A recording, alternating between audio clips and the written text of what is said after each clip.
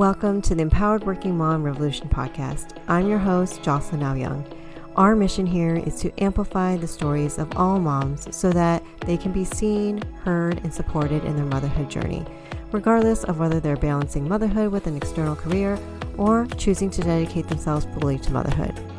We believe here that everyone has a unique story, and we found that storytelling is an impactful way to connect and learn from one another. Because sharing and listening to each other's stories makes us feel connected, supported, and inspired. We're excited to bring you diverse stories from fellow working moms like you.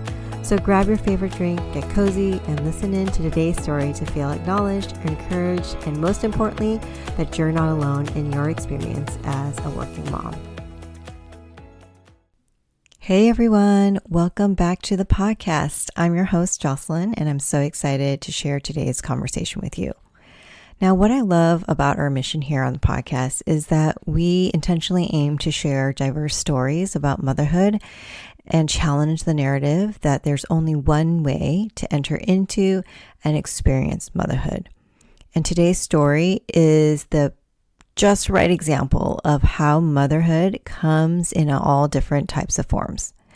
Because we're talking with Amy Vale. She's the founder of For the Cubs and a foster mom herself. Amy transitioned from marketing at brands like Spotify to create Percy. That's the name of her weighted plush bear, which was named after her grandfather, after learning that we need 8 to 12 hugs a day for emotional well-being. That is a fact that I learned from our conversation. Now, here's what I loved about my chat with Amy, is that Amy shares with us a powerful reminder that you can deeply care about multiple things at the same time. And her wisdom that anything truly worth having does take time. So we dive into realities of foster parenting, challenging societal expectation, and what it means to bet on yourself. Now, I know you're going to love this conversation as much as I did because Amy shows us there is no single quote unquote right way to become a mom, be a mom, or build a meaningful life. So as I always say, grab your favorite drink, get cozy, and let's dive in. Hey everyone, welcome to another episode here on the Empower Working Mom Revolution podcast. And I am so excited to have this guest here on our podcast today, Amy Vale. Welcome to the podcast. Thanks so much for having me. I'm excited to chat. Yeah, me too. And I'm excited to hear your story. So before we dive right in, could you just do like a quick intro to let our listeners know like who you are, and a little bit about what you do, your background, family life, things like that. Absolutely. So I am the founder of For the Cubs, which is a little kids brand for eating, sleeping, and soothing. And we have a hero product. His name is Percy, and he is a weighted plush bear that is designed to mimic a hug. I designed him after learning as a foster parent that we need 8 to 12 hugs a day for emotional well-being. So that was sort of the spark that led me to design Percy. I am still a foster mom. I am currently caring for our 10th child. And we have been foster parents for about 2 years now. And I come from a background in marketing, specifically around a decade in New York at brands like Spotify and Charity Water. Oh, wow. Okay, the Percy bear is so cute. I checked it out and I was like, oh my gosh. And then reading that it takes 8 to, that amount of hugs for emotional well-being. Like I did not know that. And I'm a mental health and well-being coach. And I'm like, oh, I need those 8 hugs a day. Like everyone needs that. Absolutely. There's so much that you learn in foster care training, obviously to care for kids from hard places who inherently come to your home with trauma. But you learn a lot about how humans exist in their minds, in their bodies, and the deep connection that they have and how to navigate that. And so I think one of the things that I found really amazing about training to be a foster parent was you get a lot of training about how to be a parent as well. And biological parents don't get that. So I felt actually pretty lucky to be getting that training to begin with. Okay, I'm super excited for this conversation because I feel like I'm going to learn so much from your story because I'll be honest, we haven't had a guest on here who is a foster parent. Hmm, So cool. I am super excited to hear about your journey and your experience too. And so starting with I'm just curious of what is there a pivotal moment that led you to make the decision to be a foster mom? And then how did that, being a foster mom, you said a little bit about that in your intro to being the founder of For the Cubs. Hmm. So I want to hear what that moment was that led you to what you do now as a foster mom, but also the work that you do with your company. Yeah, absolutely. So I think the foster parenting journey started way back when I was a little kiddo. I grew up on a vineyard in Australia, and we would have backpackers from all over the world come and work on our property every summer for harvest. And so we made friends with this lovely guy who was 20 at the time. And he went off to study, and he actually moved to Africa. He was a marine biologist, and he was working there, and he ended up adopting a kiddo. And so that experience and getting to observe that journey of his really informed sort of my thoughts around adoption. And as I grew up and I, went to college and started my career, I started to become very invested in my career. And for a really long time, both my husband and I didn't have a sense of whether we wanted to have a family because we were so invested in our careers, both mine in marketing and him being a professional musician. So pretty demanding jobs. And I would look at working mums and just mums in general and just be mind blown by what they were able to do. And I was just like, in my mind, I couldn't figure out how to fit both in. The two seemed so tricky to be able to do in concert together. And so that was sort of where I was like, maybe I'm just not meant to be a mom. Um, and so as we moved out of New York City and into Austin, Texas, where the pace is a lot calmer, the demands are a lot lower, not even lower, just like more normal. It sort of started to open up that maybe this could be a possibility. And so I talked to my husband a lot about adoption. And initially we sort of looked into adoption in the different types, and there is private adoption, there is fostering to adopt. And when we took the orientation that is done by the department here in Texas, we found that foster care felt like the best fit for us. And so we went through the training process. And I think one of the biggest sort of myths is that you are licensed to be a foster to adopt family, and then magically you're paired with a child and off you go. And it is nowhere near as simple as that. It is incredibly complicated, and really, when you're coming to families being separated, and always with the goal in foster care of reunification, you're there supporting those families to reunify. And if for some reason that isn't possible, that is when you become an adopted family. And so those journeys are very long, and there is a lot of work to be done.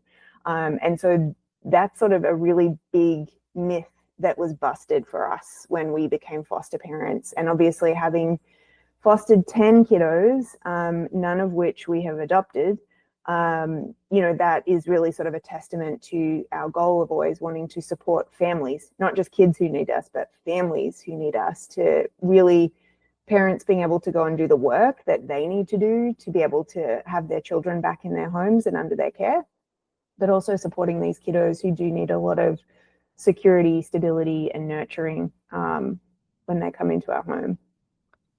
There's so many questions I have in terms of you know, what did you find that you needed for yourself going through each foster experience? Because I can only imagine, and maybe you can correct my assumptions or just imaginings here, but there's emotional aspects to this, both from you as a foster parent with the families and with the children Mm-hmm. too. So like, what is it that you found that you needed to help you through every single process?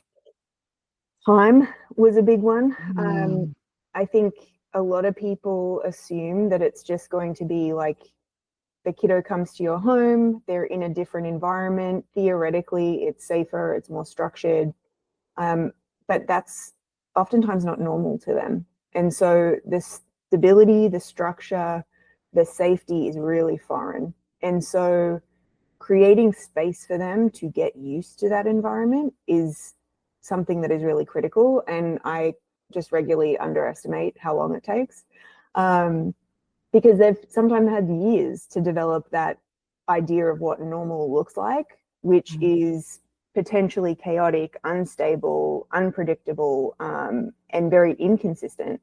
And so when you're being able to offer a child a very clear, predictable schedule with parents who are able to remain consistent in how they approach the child, that can be really terrifying. And so a lot of the time I was like, what is happening? But then it's like, oh no, like when you really think about it, this child's been plopped into a home with strangers that they don't know, that they have no idea who you are.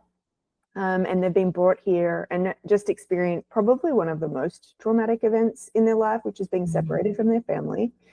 And so time is one of those things that is just so incredibly important, because it takes that to build the equity with each other, to know how to navigate certain situations. And the most recent placement that we took on, she was significantly older than the infant that we had. And so she had, several years of an experience that having an infant, they've got standard needs that you need to address, but totally different experience because she's able to articulate her feelings and what she wants, and she's used to being in different environments. And so just allowing for time and for grace for everyone involved, is really, really important. That is such like a phenomenal reminder for all of us who are parenting in some way or form. Mm-hmm. Time, because I'm definitely an impatient person. So Same. just the reminder of allowing yourself time, the child, the dynamics and the relationship, and fostering new spaces or uh Experiences. And experiences. the other thing that's happening in tandem is they're still just developing as a human. And so Yeah. you've got this like really wild, unnatural experience that's happening for this child. Meanwhile, in parallel, they're trying to grow their brain and develop and figure out how the world works and all of the standard things that biological children are navigating with their biological families, let alone this major disruption and trauma that they're experiencing, which is foster care. And so just sometimes I find myself like trying to navigate between, is this a developmental need or is this a trauma response that I need to provide extra support for? And oftentimes people can get into the trap of like, oh, is it a trauma response, or what is it? But it's really more so being able to like learn the child and understand the different things that they need in that moment, whether it be accommodations, support, different sort of environments, whatever it may be. But it's not necessarily, is it a trauma response or is it developmental, but just understanding and appreciating that they're happening in parallel. Oh, so I love how you noted, instead of really hyper focusing on the labeling of it, is really just honing in on what is the child needing at this Yeah, moment. Yeah. exactly. So I'm really curious about how do you view yourself in terms of the label mom in your role? That's a good question. I've struggled with that a lot because I think Mm. sometimes I don't know, I feel a little bit awkward when I'm talking about being a mom with women that have carried a child and birthed a child, which I don't actually have the desire to experience. That was Yeah. something that I think was really, I didn't feel the need to carry a child. And I know a lot of women do, and I respect that deeply because Yeah. no one talks about enough about like what your body goes through or what a woman goes through. And I haven't experienced, but with friends, like talking about that, I'm like, that is hardcore. So like Yeah. for me, it's and everyone sort of downplays it and it's like, oh, we're just giving birth. I'm like, whoa. You're like, no. Whoa. And so I think like the piece for me that I always struggle with, which biological mums are always so kind towards me, is like, no, you're a mum. You're a mum. Yeah. And Yeah. I think that's the piece that I want to be sensitive to because I'm raising other people's children. And Mm. that's the thing where I always want to be respectful of their first families, their biological families, and the true commitment and effort and sacrifice that it means to bring a child into the world. And I don't want that to ever be misconstrued as being lost on me because I respect that deeply. But I also think it's one of those things where when I think about what it means to show up as a parent, those are the things that I know I'm definitely doing. The Yeah. sacrifice, the unconditional love, the prioritization over their well-being, and really sort of focusing on their needs above other things that are happening in my life. So when it comes to those types of aspects of being a parent, I know I'm meeting those. So I feel Yeah. comfortable in sort of owning that as a title, but oftentimes I worry internally that it's going to be misconstrued in a way where I'm missing that really important step of having given birth to a child. But I kind Yeah. of like to think that I'm supporting mothers who have gone through that in a way Yeah. that a lot of people can't because it is really hard. Yeah. Yeah. I actually really appreciate your perspective, but also the kind of the dynamic between the two labels, like Mm, mom and parent, because it makes me wonder. I'm like, huh, that's interesting. Just, how you explained your thinking of around the title mom or the identity of mom.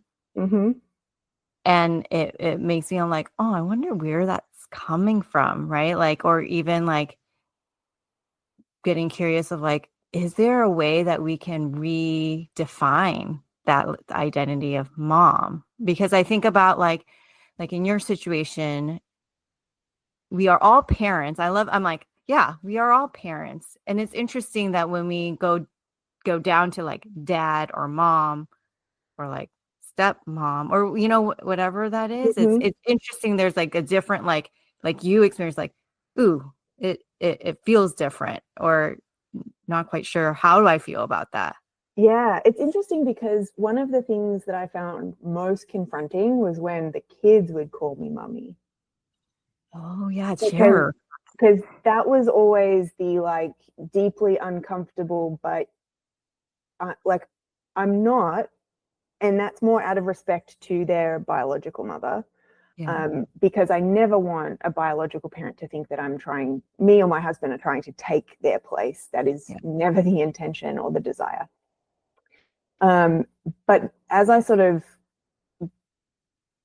got comfortable with that and sort of put that coat on, if you will, I realized like I'm very much filling a role for them the same way that like a doctor is looking after them medically or a nurse is looking after them medically, or like I'm filling the role of what a mum does in their eyes. And to me, like that is the most beautiful recognition of I'm doing my job yeah, because they're identifying that like these are the things that I'm looking for from that role. yeah. And so, Yeah, yeah, I love that. It's like that role, that job at the yeah, time, and it makes sense, even like, right now I'm like, I'm not putting on the role of mom, but at 2:30 when I pick up my kids, I will put on the role of mom, yeah, and so I love that. I love that shift and just that perspective, but how it allows you to like, oh, let me just put on this coat for right yeah, now. And then it'll take off, but the whole intention is not to replace their biological. Yeah. absolutely. I want to hear about just maybe a challenge that you have experienced in your role as a foster mom, but or even in how you came to found For the Cubs too. Yeah, absolutely. I think I'll start with how I had the idea for the Cubs, and then I'll Mhm. get into the challenge because Okay. they're interconnected. Okay. I think for the Cubs, I had always wanted to start my own business. I've worked for a lot of VC-backed startups and had been an executive in those roles, and had always wanted to drive my own bus type thing and like be able to build a culture and build a product that I believed in and was passionate about, and the work felt meaningful to me. Because when I would look at founders that I worked with, they were so passionate about what they were doing, and the conviction that they had in their voice when they talked about the mission was palpable. And I wanted to feel that, but I didn't want to just like do it for the sake of a big exit or something like that. I wanted to do it because it felt really meaningful and important to me. And so with that, I had just come out of an exit of a business that I was previously at, and was consulting, and had sort of like been doing the foster care training. So I was in the process of getting licensed, which is where the idea for Percy came about. And then I started to think about the importance of belonging, and how that for a human is probably one of the most important things. We're all searching for like, where do we fit? Yeah. And it starts when you're a little kid. Mm. So many people talk about like, oh, I was the outcast at school, and I was bullied at school, or those kinds of experiences. And if there was a wish of like what I could go back and sort of tell my younger self is like, you fit everywhere, like Mm. everyone belongs. And so, but it's like, it's one of those really deep challenges that you have to navigate, and you have to find the people where you feel like you belong. And so my grandfather was one of those people where I would always feel really safe and like I could be my quirky, weird self with him, even as a little kid. And so that was sort of a part of this idea of like the culmination of like the idea of Percy, the belonging, and sort of nurturing that at home, because that's where it starts. And a big part of what I wanted with For the Cubs was being able to serve more than one child at a time in foster care, because we only take one child in our home at any given time, because we want to be able to pour every resource and capacity that we have into that child, because sometimes you just don't know what their needs are going to be when they show up at your house at 2 a.m. and they have no case file because it's just the removal has just happened. And so just getting the time to learn them and know what is required is a big part of what we wanted to focus on. But I was like, man, the need is so great. Yeah. And so this way, every order that is placed with For the Cubs is going towards supporting kids in foster care through our nonprofit partner, which is One Simple Wish. And the thing I love about One Simple Wish is kids get in foster care that are connected to foster care, they get to dream and hope really big. And in foster care, there's not a lot of control that they have in their environment or where they are or what's happening to them. So this is an opportunity for them to have control over like their big dream that they want. And they get to have those wishes placed with One Simple Wish, and then folks are able to grant those wishes. And so I love that sort of piece of it. And so, yeah, every order is supporting kids in foster care, as well as obviously you being able to get beautiful products for your kiddos at home to nurture their belonging. And so that was sort of all of these pieces coming together that had taken decades to culminate. But the big part was my grandfather had passed away around the time that I was developing Percy. So my grandfather's nickname was Percy. And so that's where the name came from. That's where the glasses and the 3 wisps of hair came from. They're sort of aspects of him that were very true. He would wear those glasses every day, and they're a big part of his personality. And so the glasses are something that I think oftentimes a lot of people comment on. And the thing I love is that they connect to the glasses in a way that matters to them. And that's the thing that I love about creating belonging, is they're like, oh, I wear glasses. I've never seen a bear with glasses before. Things like that, where it's like they create their own connection to Percy, and that's what I love. I've had one woman that wrote into me and said, I had a mentor, and his name was Percy, and he just completely changed my life. What's the significance of Percy and this bear? And so like just this really like fun, magical connection point. But that was in honor of my grandfather, because he was my safe place and belonging when I was a kiddo. That is so meaningful. Now that you explain the story behind the design of person, I'm like, holy cow! Like, so meaningful and Yeah. also impactful Yeah. too. And then I think the sort of the other piece of it around sort of the challenges of Yeah. being a foster mom, but also a business owner in a very early stage business, was we took on a 4-month-old around the 22nd of December last year. And she was pure magic, just like in a tiny little human, like she was pure joy. And while she was a really easy baby to look after, her needs were standard infant needs, but she was just a ball of joy. And so it was just an honor to look after her. However, her case was really intense, and required a lot of administrative work, a lot of documentation, a lot of note taking, because it was a part of legal proceedings. And that was just what the case demanded. And so I was so deep in that process and being able to support the case in that way. Aside from looking after an infant, my husband had to go and travel for work. So I was doing that as a solo parent for about 75% of the time. And I ran out of Percy's. I was so deep in the case that I hadn't forecasted correctly because I was focused elsewhere. And it was just, it was one of those moments where I was like, oh boy, what have I done? Because it was so early in, like, we had only launched the September before that. So it was still like really in building phase, and had run out of products just a couple months after launching. And the lead time is several months. And so we didn't have any Percy's, and we were getting beautiful demand from people. Like the feedback was amazing. We were getting a really nice ramp of growth. And then I had none to sell.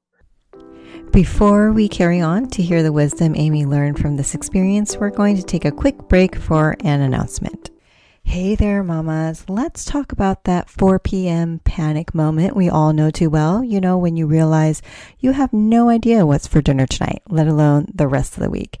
I've totally been there, standing in the Trader Joe aisle, trying to piece together meals while juggling work calls and school pickup times.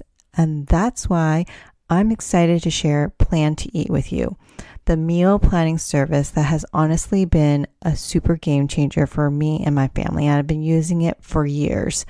Plan to Eat lets you organize your recipes, automatically generates shopping lists, and helps you plan your meals for the week in just minutes. No more last minute takeout guilt or scrambling through Pinterest at 5 p.m. What I love most is how it gives me back control over my time and our family to be able to eat healthily. I can plan our meals during my Sunday coffee moments, and the rest of the week just flows smoothly. Right now, my listeners can get 20% off their first year subscription. Just head to plantoeat.com/REF/empowered mom. That's plantoeat.com/REF/empowered mom. Trust me, your future self will thank you when you're not stressing about dinner every single night. Now back to our conversation. And now back to our conversation with Amy, where she shares the powerful lesson she learned from this experience. And so it was one of those really big moments of like, after reflecting on it, when the new edition of Percy's came in, was around the same time that the baby went to be back with her family. And so I was left having to restart the business essentially from zero. And it was one of those really big learnings of, if you want to continue being a parent, foster parent, and balancing the demands of that role and continue to build this business, then you're going to have to surround yourself with some more people, because you cannot do this alone.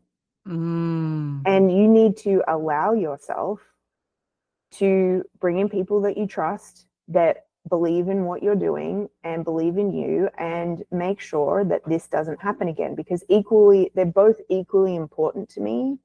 And if I had to do it again, I would always prioritize the baby over the business, because I love her. Even though it was a short period of time, even though she has been reunified with her family, I still loved that child and still do to this day and want the very best for her. So would I have done anything differently? No. But knowing the information I know now, I would have stacked the team so that while I was over here looking after the baby, this was still happening. Yes. Okay. So this reminds me of how at the beginning of our conversation, when you were sharing about how when you were marketing, you were watching these working moms, you're like, how do they do that? You had your own experience yourself. But what I love about how you talk about it right now is like how you say, I wouldn't have done anything differently. Like, that's such a powerful like reflection, because I find that, however you are, whatever identity, the mom identity, however you hold it, whether foster mom, step-mom, whatever, like there is this moment when you're parenting that there's multiple things that you're holding at the same time and juggling, right? And we tend to get in this space of like feeling guilty for how we did things and how it turned out. Like for you, it's like, I ran out of product on my business that I just started. Yeah. Right. And there's this like, I don't know if it's like this innate like tendency for us who are parents, dads included, right? Like just self judge ourselves and of how we navigated through that. But I love how you said, like, I wouldn't have done anything differently, but what I can do is like learn from it. And what do I need to do next? Because you are continually a foster mom, right? Yeah, And so absolutely. I really appreciate just how you shared that, because it's like you just gave all of us permission to be like, it's fine how it happened. Yeah. You don't need to self-shame or self-judge or self-criticize the outcome. No, because the thing is that, like, when I reflected on it, as a marketer, we're always taught to look at the data and understand the data to move to whatever the next iteration of whatever you're working on is. And I think that's true of any like business, not just marketing in general. And when I looked at the data, I was like, oh, you sacrificed something that you deeply care about for another thing that you deeply care about that needed you in one of their most vulnerable moments in their life so far. So yeah, like, that happened. And now you can take all of the learnings from that and help to avoid that from happening again, because you know what is needed to avoid having to drop one of those things. But it was more so a like, yeah, I did that. Like, it wasn't a like, oh, idiot. Like, yeah, I felt that at the start. I'm not going to lie. Like, I was really judging myself and like, how could you be a business owner and let this happen? Like, you silly girl. Like, it was one of those moments I was really, really critical of myself in a way, because I'm self-funded. I haven't had VC funding or anything like that. And so to me, I was like really being critical of like, you have put your own personal money into this and you jeopardized that. And I started to go down that really ugly path of ripping shreds off of myself. And then I like, when I was able to take a step back and look at the choices I'd made, I was like, no, that's exactly who you are and what you would do. And you would do it over and over and over again for that child or any other child that's in your care. So take the learnings, apply them to the next time, and just keep going. Yeah. Keep going. And you said something that really stuck out to me, because it's this both and in terms of, I deeply cared about for the cubs, and I deeply cared about being caring for this baby as a foster mom. Yeah. And I love that, because it's saying you can deeply care about multiple things at the same time. Yes, absolutely. Because I hear this, like, sometimes, I don't know if you've heard this through your own mom friends, but I've heard this a couple times, like, I can only care for just my kids right now. Like it's like black or white. And Mm-hmm. I love how you say, like, you can deeply care for both two things at the same time Mm-hmm. and figure out what you can do to do Have those both. things. Yeah. Have both. Yep. Yeah. Have And both. that's the thing I think is like tricky because in the moment, like Yeah. when I was in it, Yeah. I didn't have the capacity to see both. I was just like, all right, I'm just going to have to prioritize. And it wasn't even I'm going to have to, it was just like innate. Like it just happened. Like I was just like, cool, I'm just going to prioritize all my time here because that's what's needed. And there was no question of like what the choice was, but it was more so one of those things where in that moment, absolutely, like it is hard to have both at the same Mhm. time, but there are ways to continue to build and invest so you don't lose the things that are important to you and to make different choices when you have that information, because I think that's the thing where I was like, I don't want to lose this part of who I am because I deeply care about the brand, the business, what it stands for, and what it means for so many other kids in foster care, for other parents who are raising kiddos who want them to be emotionally well adjusted and be kind and feel like they belong. And so that sort of idea of being able to take the learnings, I think, was the critical piece, because in the moment, I totally agree. It's like hard to do both. It's hard to Yeah. have both.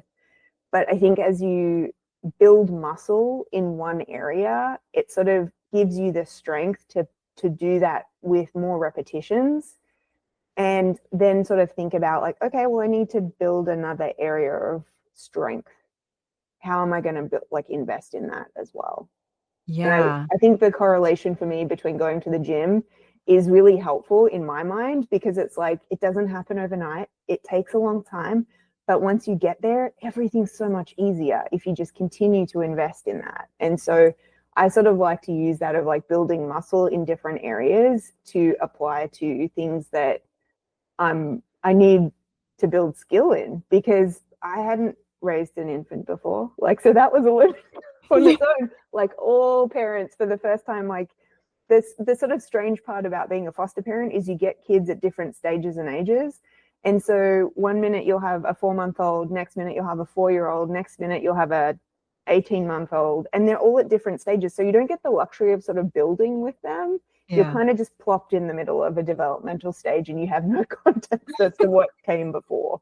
So I think that's the piece, is just like if you're building muscle in one area, if you're building strength in one area, yes, the other area may need a little bit of attention down the road, but it doesn't mean that you can't turn your attention there eventually. Yeah.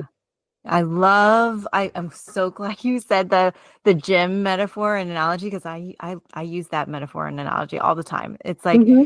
you have the capability to do that because you've done it on one apparatus, Mm-hmm. and you can do it on another apparatus, Absolutely. right? Mm-hmm. Yeah. I want to know, like you kind of alluded to this, like just even taking a leap of faith to be a foster mom, or even, I mean, taking a leap of faith to just like know that like being having your own kids is not what you it's not what you choose. Mm-hmm.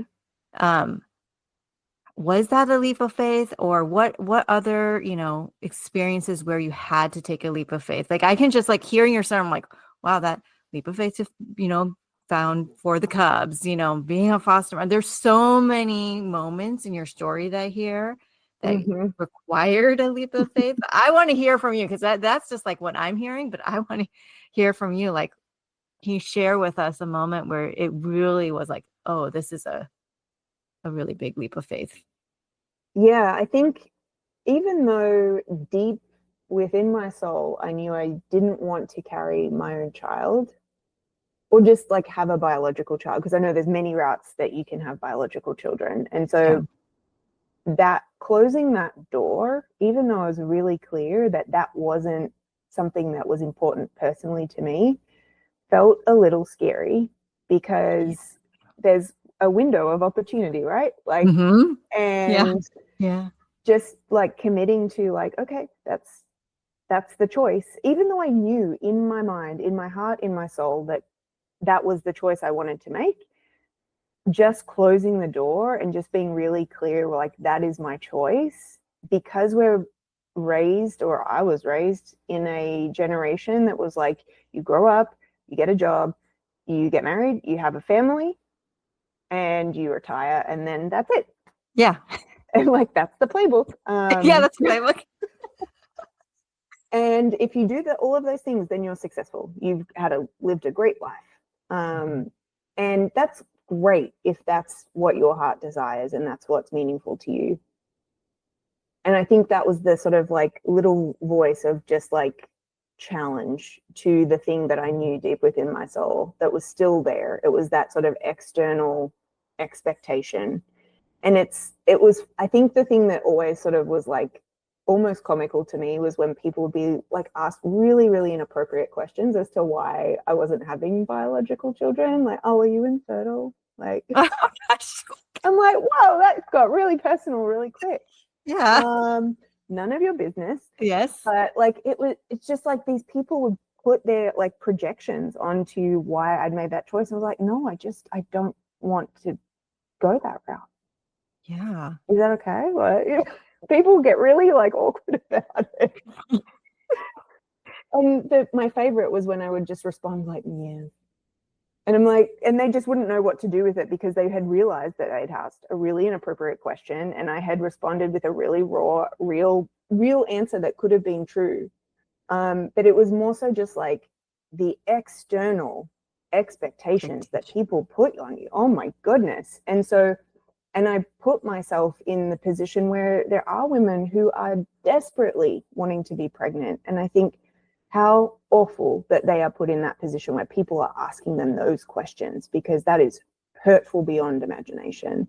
And so those are sort of some of the stigmas when I'm asked those types of questions. I'll often like challenge them with that type of response where it's like, now what? Like, because it sort of puts them in a position where they have to really think like, oh, I just asked a really uncool question that is none of my business and is their own personal journey. And so it's sort of, I think my way of like trying to like rep the women that are trying to have kids, that are always put in those really painful positions when they're being asked those questions.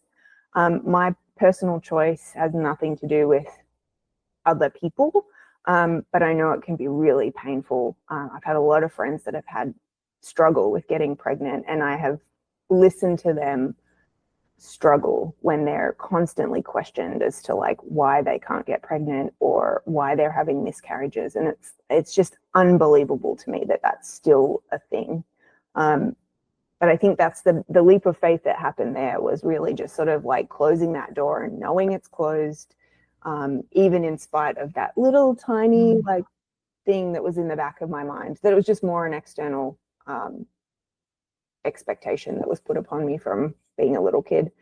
I think the other leap of faith was just investing my money that I had saved up for a really long time, that there was different ways that I could have saved.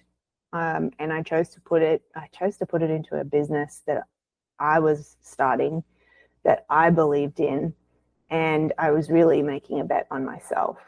And that was deeply uncomfortable. Because that, I mean, it's kind of similar to being a foster parent, because like, I don't want to mess it up. Yeah. The stakes are so high. Yeah. And I think that's the piece for me where I'm just trying to, I'm constantly taking a leap of faith, because every day when I'm investing more money into the business and I'm continuing to really figure out like what's the next direction that I want to push into, because a growing business is constant iteration. It's constantly like, what's the next thing that I should try or tinker with or evolve to continue to drive growth. And so that is a leap of faith every day, but I'm taking a bet on myself. And the amount of times I've like thought to myself, well, if he can do it, I can definitely do it. So it might take a little longer because I haven't had the luxury of millions of dollars being put into the business's bank account. But I'm okay with that because that means that I get to call the shots and make the decisions. And I didn't want VCs telling me I need up and to the right growth month over month. And I didn't want them to reduce my ability to make decisions in my own business or to impact how I give back to kids in foster care, because that is a core piece of my business that I will never go back on.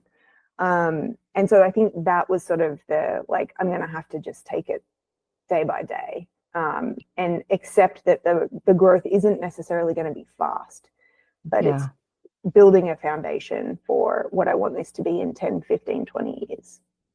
Yeah. I love both scenarios, experiences that you share, because both of them you're betting on yourself, right? Mm-hmm. Just the choice to say, like, no, what's true for me, what's right for me is not to, have biological, take that path of having biological children. Mm-hmm. And that's betting on yourself. That's like trusting yourself, just like how you're trusting yourself in like self-funding your own business, right? And as a fellow entrepreneur to you, I was like, yes, like I resonate. Every day is a leap of faith, right? Like decision or even thoughts that you're having is a leap of faith. So I love that. And, I love how just your story where you just shared about when you made that decision of not becoming what the norm society says to do, the playbook way, like it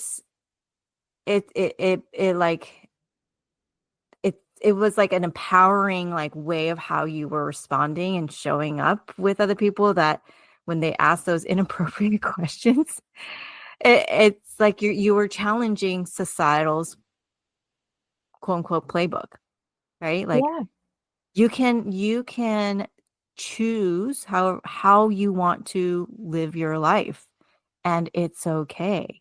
Yeah. And I love that because we have had some guests on here that share similar stories of like, I chose to be a single mom and it's worked for me. Yeah. And them getting similar comments of like, almost, I don't know if it's comments, I was say it's judgments, like judgments. And I was like, who are you to judge? Or like check your own biases and projections and judgments and things like that. So and it's also, I think I find it's like a woman on woman crime when it's women asking those questions. Yes. Because it's often women. Like, I think men are kind of just floating around doing their own thing because they can. Yeah. But it's like, it's crazy to me that like it's women that are asking other women these really judgmental questions. And I think that's the piece, like, where it's like I think the like microfeminism piece of it there is like really challenging those, even though like that isn't my journey of struggle of wanting to have my own child. I know that many of my friends have. And so for me, it's like a way to try and challenge that person. So maybe they don't say that to someone who is in the fight of their life to have their dream and wish for their life come true. Because if that can be cut off with me, I'm all for it. Yeah. Yeah. And that is like standing in solidarity with people, with each other versus like, like judging each other. It's so interesting. It's like, y'all, come on, let's band together here, like in support of each other.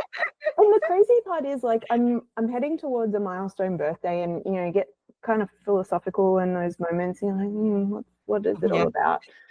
And I was like, I spent so many decades worrying about what people thought of me. and Oh, my choices and actions, and like little insignificant actions that meant absolutely nothing. But the worry and the anxiety that plagued me for decades was all consuming.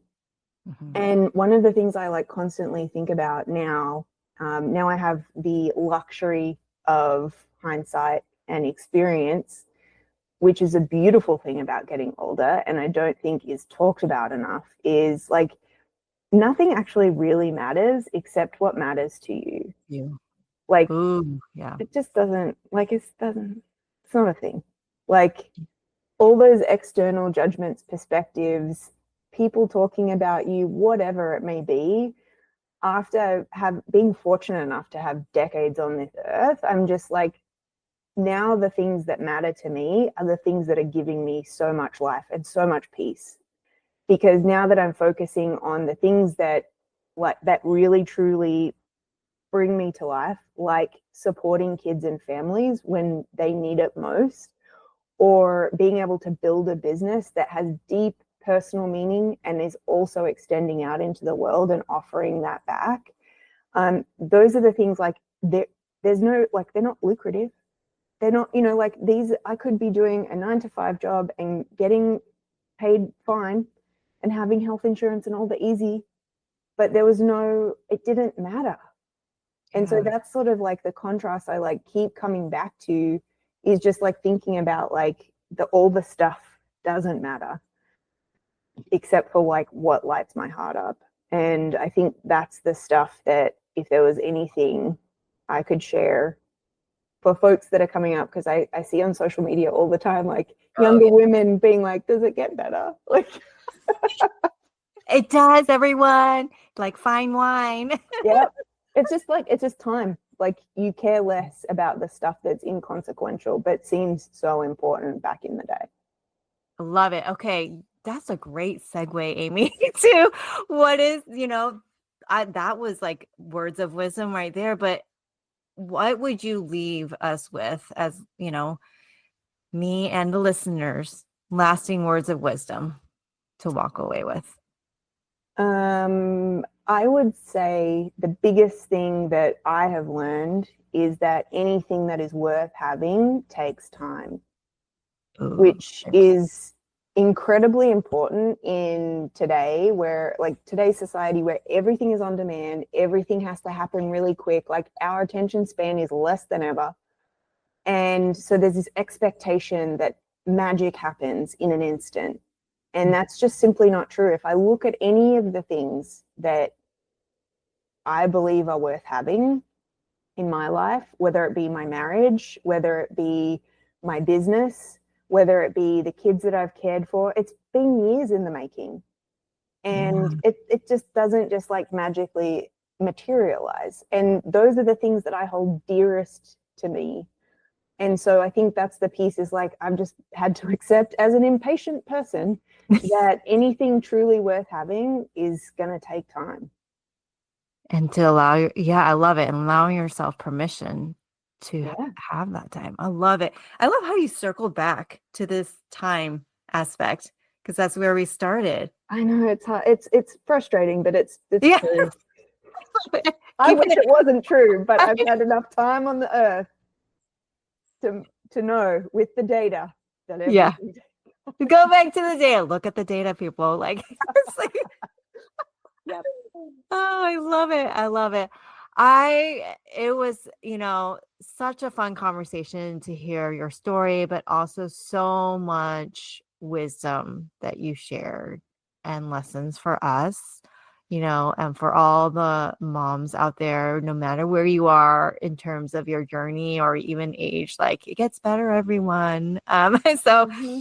I would love to just, ask you, how can people, find you on social media, or even where to find more information about For the Cubs and how to order Percy? I was like, ooh, I know who I'm going to order Percy for one of my friends' daughters. So yeah, can you share with us how people can get connected to you and learn more about For the Cubs? Yes. On LinkedIn, you can find me if you just search Amy Vale.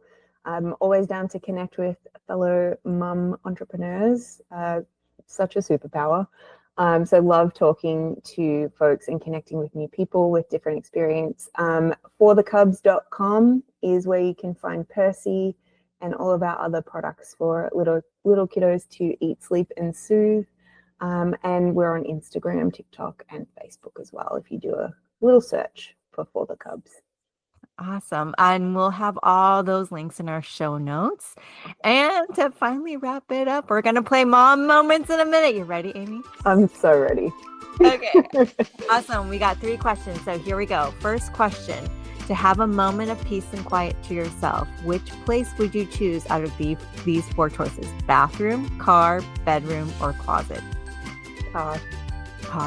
Yeah, I can just lock the door, right? There's multiple doors I have to get to. I love it. Number 2 is, what is your favorite thing to do with your foster kids? My favorite thing would be the daily stuff, because the moments that happen at bedtime and just the routine stuff they become rituals as opposed to routines. And that's the thing I like, when I watch a kid fall into their routine and it becomes a ritual where they're asking for the next step. It's really sweet, because it's something that they're looking forward to and they're anticipating, and I get to be a part of that. And I think it's just such a simple thing that means so much to them that it becomes meaningful to me. Oh, I love that. That just gives me a reframe of how I am, experiencing my own routines and rituals with my kids. So thank you for that. Okay. And last but not least, to relax, what would you choose out of these 5 choices? Going to the spa, going for a hike, taking a nap, reading, or doing crafts? If I was short on time, it would be a nap. If I had a full day, it would be a spa. Ooh, nice. I love how the differentiation, you're like, time. It's always based on Yes, based on time. I hear you on that one. I'm like, okay, efficiency, effectiveness, how do we do this? Yeah, 100%. 100%. Well, it has been lovely to have you here on the podcast. Thank you so much for just sharing, with vulnerability, honesty, authenticity, keeping it real, and just gracing us with your presence and energy here. Oh, thank you so much. I've had so much fun. Oh, same here. Thank you, Amy. Thank you. Alrighty, moms, I hope you enjoyed and feel empowered and seen from today's conversation. Our mission here on the podcast is to amplify the stories of all moms so that you can be seen, heard, and supported in your motherhood journey, regardless of whether you're balancing motherhood with an external career or choosing to dedicate yourself fully to motherhood. And we would appreciate your support, because your support matters. And here are 3 ways to support the mission of the podcast. First, you can leave a rating on Apple Podcasts so more moms can discover this podcast. You can select a star rating by scrolling down on the Empowered Working Mom Revolution show page in the Apple Podcast app. 2, you can write a review on Apple Podcasts so more moms can find a place of solace, comfort, and belonging through this podcast. You can do this by scrolling down on the Empowered Working Mom Revolution show page in the Apple Podcast app and tap Write a Review. And lastly, make a one-time donation to the podcast for as little as $7 or whatever amount feels best for you. You can click the link in the show notes to make a donation. We appreciate your support, and thanks again for listening in and joining me here on the podcast. I look forward to sharing with you another inspiring mom moment story next week. So until next Wednesday, moms, have a great day.